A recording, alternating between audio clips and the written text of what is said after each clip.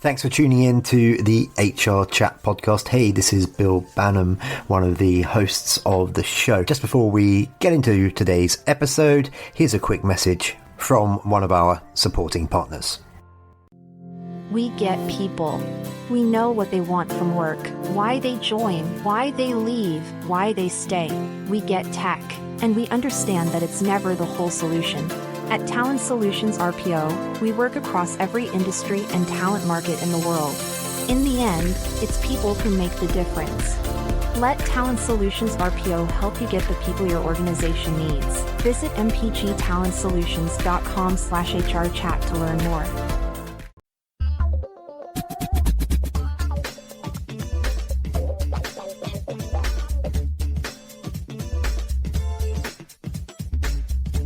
Welcome to the HRchat podcast, bringing the best of the HR and talent communities to you. Welcome to another episode of the HR Chat Show. I'm your host today, Bill Banham. And in this HR Chat, we're going to consider the why and the how of moving out of the HR trenches and into a consulting role. We're also going to talk a wee bit about AI and how that will continue to change the HR function over the coming years. My guest this time is Ben Eubanks, an HR analyst, author, fellow podcaster, chief research officer at Lighthouse Research and Advisory, and most recently, founder of the HR Tech Awards. Ben operates as a human capital management industry analyst, helping companies and vendors with strategy, content, and more.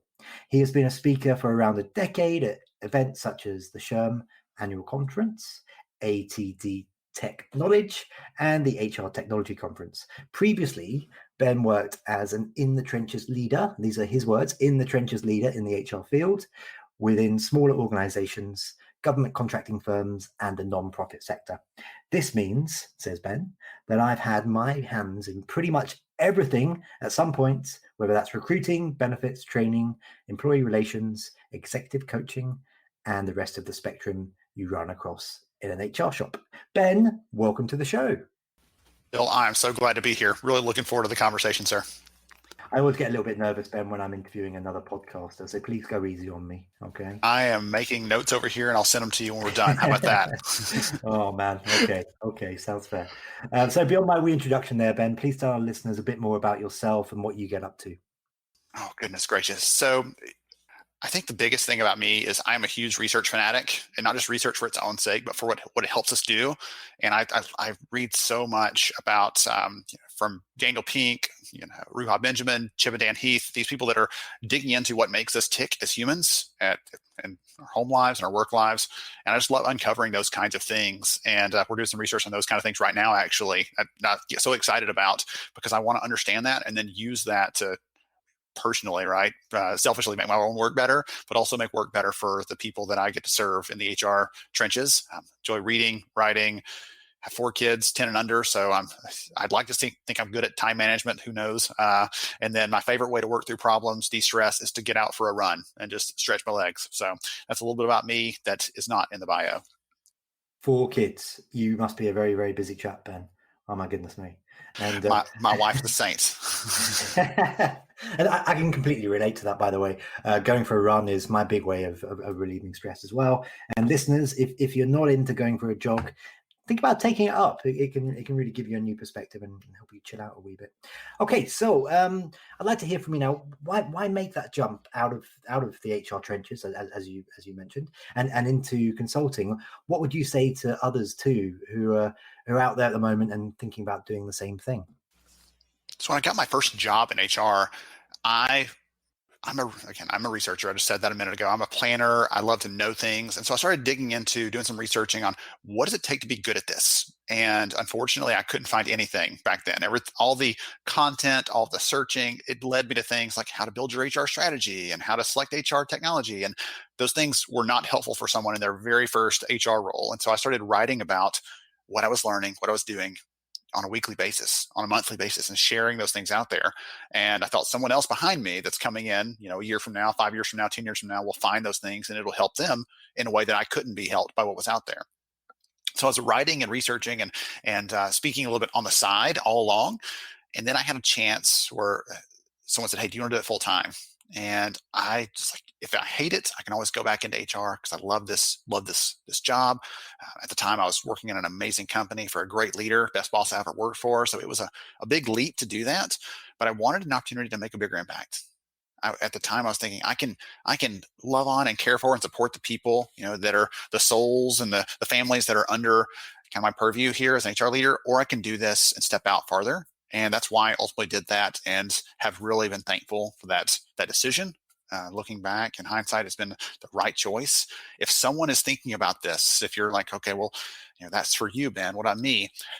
There's always room for people with passion that want to make this space better. That's what I always say. There's always a way to do that, to contribute. If you are really excited about something, go for it. I met a lady last year who, of all things, like, I love compensation and really doing like equity analysis and things like that. And so she started her own firm on the side, just doing that a little bit. And then last year, we know that diversity and inclusion has been a bigger conversation. So she's actually now doing that full time. That's what takes all of her time. And she quit her day job to do that. So there's always opportunities for you to find something you're really passionate about and dive into that. Make sure you pull the boat close to the dock. Work on it part time before you jump out full time. But there's a lot of opportunity there, and I'm always talking to people on a regular basis that are trying to think through those decisions. So if you have a question, I'll make sure at the end we'll let you know how to find me, and you can ping me and ask about your situation. I love that approach, Ben. I remember when I started my career, gosh, I don't know, coming up to 15 years ago, and at that point, when things were still moving online, there are a lot of companies out there very protective about their IP and very protective about knowledge sharing. But that's never been my approach. It should be about sharing knowledge and helping others, because there is enough out there for everyone if it's done in the right way and it's through collaboration. So kudos to you, sir. Now you write guides and you develop courses to help HR pros to be better at what they do, with a key focus around HR certifications, of course. For others out there who are now thinking about moving into HR consultancy, can you share some of the key things to consider when setting out to create and tailor courses to help educate HR pros and leaders? So one of my lifelong kind of sayings is, if someone asked a question 3 times, there's an opportunity there. There's a market there. So again, it was purely by accident. I fell into this area of helping people with certification. I started writing about what I was studying back when I was trying to get certified myself, because I wanted to hold myself accountable. I knew that I would not be a great studier. I'm a crammer. Right? I'll wait till the last minute. And so I was like, I'll start writing about this and sharing out there. And that created the opportunity for me to help others. And I realized when I kept getting questions from people like, well, what tools did you use? Or how did you plan your study sessions? And how did you, all the little nuances around preparing for that, I was like, okay, there's an opportunity there to start putting some things together and helping people. And so look for those kinds of things. All of us have I'm naturally, I don't know what it is about me. My parents ran small business. So I have that kind of entrepreneurial spirit where I'm looking for those gaps, those friction points, those opportunities to fill a gap and help people. And so that's kind of just a sense that I have. But all of us, if we stopped and thought about the work that we're in, the world that we're in, with the woman I mentioned a minute ago, like looking for those things that people need help with, that do this work, you'll find something in there. Make a list of 10 things and find the one that you're most interested in.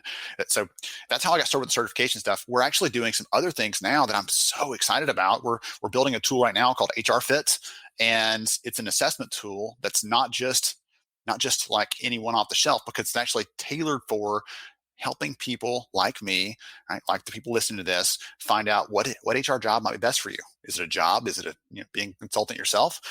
What's your work style? What kind of culture best fits you and the kind of way you want to work? So I love looking for those ways to help people find better fits in their career. The certification piece is obviously an extension of that, and just find a problem, find a way to solve that real problem, and people will be interested in working with you. Okay, now listeners, you can probably tell by the perfect quality in Ben's voice here, in addition to the fact he's got a lovely accent, by the way. He's probably using something like a sexy Yeti microphone or something like I use. Tell me about your podcast then, that you use that sexy microphone for. Now, it's called We're Only Human, and I'd like to hear from you. Why is the underlying message, work is still fundamentally about people? Why do you push that message so hard, Ben?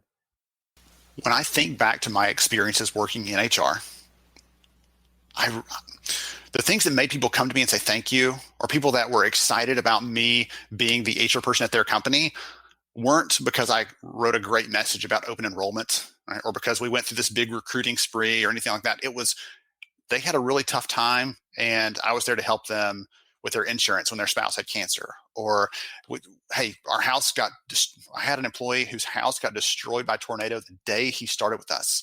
And we banded together, everybody donated some leave to make sure he had enough leave to take care of his family before he had to actually start doing work with us. And he didn't have that expectation, but we went above and beyond to do those kind of things. That human connection is what makes a great HR leader. And that's the thing. We'll talk about technology. I love talking about the tech side of things. I love talking about what the tools can do for us, but they can't replace that human component there. And so the podcast is so much fun to dive into conversations, again, just like the one you and I are having now, where we understand what are those human elements, how do we pull those out, how do we emphasize those and highlight that in a world that's more automated than ever. There's more tools, there's more technology in place, there's all this disruption around us. But there are opportunities to insert that human and embed that in the work. And that's what really excites me and gets me up every morning. Now, the author of a book called Artificial Intelligence for HR, use AI to support and develop a successful workforce. Talk to me a bit about the lessons it offers to empower HR pros to better leverage AI to improve efficiency and maybe develop a talented and productive workforce. So if you think about your to-do list, as an HR leader, you've got this laundry list of things you've got to accomplish. And the very first thing on that list is probably something that's not very fun, right? We've got to take care of these compliance things, or we've got to investigate this claim, or we've got to look for these candidates to recruit. But at the bottom of that list are things like build a better HR strategy. Make sure our culture is really aligned to the values that we want to emphasize in the world. Make sure that we're doing great coaching for our leadership or building a bench strength of talent. And so those things that are really important often get pushed down that list. And the thing that excites me about AI is it's going to help us to knock off some of those things at the top of the list, that, the routine stuff, some of those things that take our time, that don't really add a lot of value from a human component. Right? Updating someone's address and taking care of their elections for their 401k and those kinds of things. That stuff doesn't make anyone excited, right? Think about a minute ago, that human connection. And it emphasizes those opportunities we have to step in and support people, to take care of them, to give them the things that they need from an HR perspective. So that's what really excites me about AI. There are some amazing tools out there. Again, I'm a bit of a tech nerd, very much an optimist there. I believe there's a lot of opportunity there to minimize bias, to make things more human, to scale these really great experiences across, whether you've got 100 people, you've got 100,000 people, it doesn't matter. Where there's opportunities to leverage those tools and to create better experiences. And that is such an incredible future that I'm envisioning for us, that we get into HR because we love people, we want to support them and support the business. And these tools are going to allow us to be more people focused than ever before. I get you. I hear what you're saying, but there are a lot of listeners out there right now who maybe they don't worry that it's going to be a dystopian future like you might see in, say, Terminator, but they're still worried. They're still worried that that the augmentation brought on by AI to the augmentation of the HR function is happening at such a fast rate that they won't be able to keep up, and they're worried about their jobs. For you, to what extent do you think that AI will augment and replace traditional HR functions such as hiring, payroll, and onboarding in say the next 5 years? Some of those things will absolutely be automated. And I'm going to go ahead and say, thank goodness for that. None of us get up in the morning so excited, so thrilled to go through 300 resumes and find the 5 we're going to call, or to go through and look at 150 lines on a payroll spreadsheet trying to find the 2 or 3 errors that are in there. Right? None of us get excited about those kinds of things. And the research show that machines are so much better at that type of job, but they're really bad at things like building connections, at being creative, at collaborating with other people. And those are opportunities, again, for us to really emphasize that human piece. So going to that list kind of visual, the things that those algorithms can't do, wonderful, because that's the things that we are great at. Coaching leaders in the business, helping them to be better at serving their teams and serving the organization, building this amazing culture. Those things we can't automate. We can't hand that off to an algorithm. So if you're one of those people who's read the headlines, you can't avoid them. You've read the headlines. It might be the Terminator future. It might just be the one where we're all replaced by some sort of bot in the next 5 years. That's what we keep hearing in these predictions and things. But the truth is, none of the tools that I've seen, and I talk to over 300 vendors in the HR technology space a year, none of the tools that I've seen is going to replace 80% of the job that we're doing like that, right? At the snap of a finger. It's not going to happen. Those don't exist yet, and they may never exist. The data show from McKinsey and other organizations that do the research, they show that the more unpredictable something is, the harder it is to replicate, the harder it is to use a tool or use a system to automate that. And one of the things I think back to the very first time I was trying to get my first HR job, and I was actually just emailing people through their career websites, like, just tell me what you know about HR, because I had never met anybody who worked in the field before. I got my degree in it, but I had never worked in, met anyone. And one of the things that really resonated was everybody I talked to, I said, what is your average day like? And like, goodness, I come in and it's different every single day. There's something unique. There's something, new or surprising. And that sort of indicator leads me to believe that AI is not going to easily replace any of us that are doing this work right now. Phew. Okay, then I'm going to take my chill pill and stop stressing about it so much. Now then, we're coming towards the end of the interview already, Ben. Before we wrap things up, 2 more questions for you. And I'm going to challenge you big time on the next one. In 90 seconds or less, okay, I want you to talk to me a bit about an awards that you founded. You founded the HR Tech Awards last year in 2020. Terrible year. You founded the awards in 2020. There are plenty of other awards for HR tech folk and in that sector already, of course. So tell me honestly, what's different about yours? Why did you start it? And what's unique? With the HR Tech Awards, we really wanted to be more targeted and to create a resource that helps HR leaders when they're thinking about making a buying decision.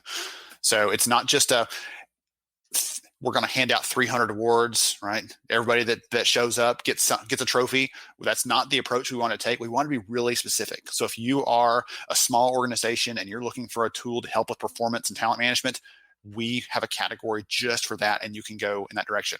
Or if you're a large enterprise and you're trying to screen 10,000 candidates a year or 100,000 candidates a year for your jobs, we want to give them an opportunity to show how they do that, how they do it well. So we found these really targeted use cases, and we highlighted the firms in those awards that are doing that really well.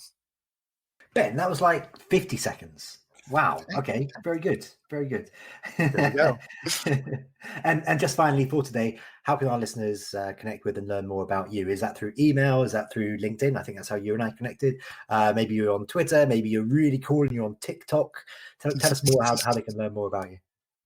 So I am very, very present on LinkedIn. I run a live stream show called HR Tech Talks there every week. And so I'm very present on LinkedIn, and you can connect with me. Love connecting with amazing people like those that listen to this show, Bill.